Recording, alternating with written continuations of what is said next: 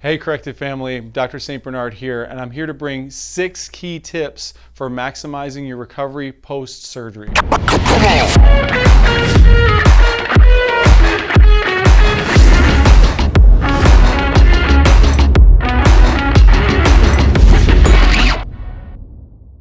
So the first key is making sure that you understand that you're here for a reason. You know, most people who come to this office are looking for non-surgical interventions to their problem, solutions to their problem that don't involve drugs or surgery. And if you're here watching this video, I have to tell you, it's so important that you understand that you needed to be here. It was necessary. Surgery is not always necessary in all cases, and we always try to avoid it whenever possible, but sometimes we can't avoid it. I'm one of them. I had to get neck surgery just a couple months ago, and I'm recovering from that myself too. It's not always avoidable, but it's necessary when it's necessary, and it's important to keep in mind that that's okay. Now, it's also important to communicate well with your doctor. So if you have questions, if the doctor's going over with you things that you should be doing or shouldn't be doing, and you're just not really sure or confused about it, really talk to them about it. And if you know your lifestyle has a demand for performing certain activities, bring that up with your doctor. Hey, is it okay that I still continue to work my job, or do we need to place restrictions on that activity? Having that open communication with your doctor is going to make sure that you don't result in having an issue that was related to a gap that was misunderstood. Really important right now that we, use that time to prevent any potential future complications.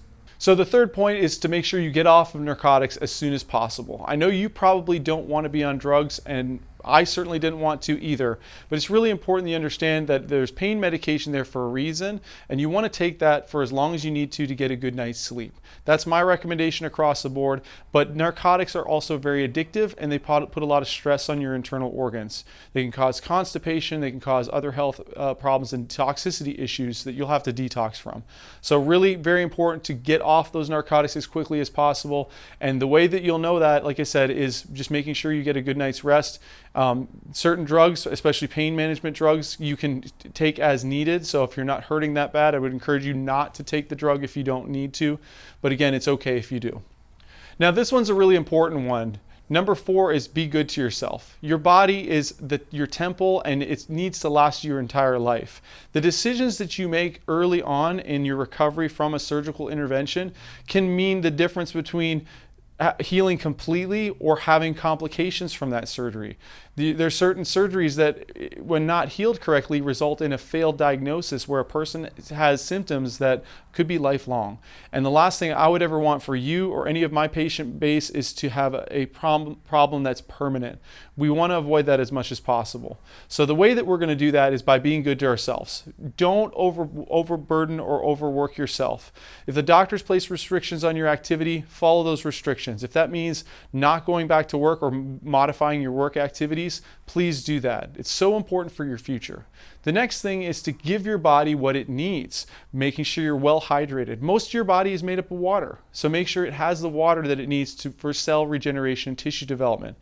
If you can get adjusted, make sure your spine alignment is right and make sure your nervous system is functioning well. Getting a good adjustment could be so key for your recovery. Making sure that you eat well, very, very important too. It's not uncommon that people will want to eat because or eat unhealthy because they just don't feel well and they want that comfort. Really strongly advise you to at least choose good quality foods. That's what gives your body what it needs so that it can build new cells and repair and develop. The next thing is being good to yourself is moving within reason. Your body needs exercise. And in fact, if you're not able to exercise for whatever reason, if the surgical intervention requires that you get moderate or low exercise, walking is always something that you can do. And most people don't know this, but you actually burn the same amount of calories for the same distance, whether you're walking or running. The difference is how many calories you burn afterwards. So walk as much and as often as you can, as long as the doctor's recommended that that's okay. The last point, number 6, this is really important here, is understanding that when you've healed correctly and you've passed that period of time that the doctor said is necessary, whether it's 12 weeks, 6 months, whatever that period is, that when you resume fitness activities, a lot of us are very physically active, that you resume them at a capacity that's okay for you. What do I mean by that? Well, if you jump right back into that physical exercise, maybe the thing that hurt you to begin with, the thing that caused you to need surgery, you may end up in that same position again. So we definitely don't want to do that. Don't overdo it. I usually go follow the rule of 60%. When your body has gone into a state of deconditioning, if it's not used to a certain movement or activity, do 60% or less of whatever that activity is. Now, I'm not talking about 60% of your max lift if you're weightlifting. I'm talking about effort.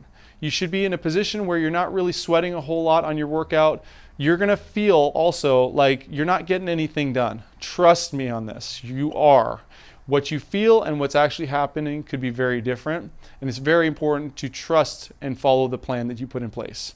So I would recommend that when you start your fitness journey again, that you start out and plan what you're going to do in the gym, whatever gym that is, and stick to that plan, because what's going to happen is you're going to get into the gym, you're going to feel great, and you're going to say, that was hardly a hard workout, let's ramp it up, and you'll change your plans last minute, and then you end up hurting quite a bit the next couple days, if not possibly injured again. So let's not do that. Follow your recommendations by your doctor once again, and make sure you follow the plan that you went in to go do the workout. So I just want to wrap this up by saying it's such an awesome experience that I've had, and my attitude about my own surgical intervention has taught me a ton. And I want to share that with you guys because I know that this is combined with the information that I had previously has made me a better doctor to be able to help and serve more people. And I know more now than I did before. And isn't that what this is all about? Learning, experiencing, and helping others. I hope this helped you tremendously, and I hope that your recovery is maximized. Take care.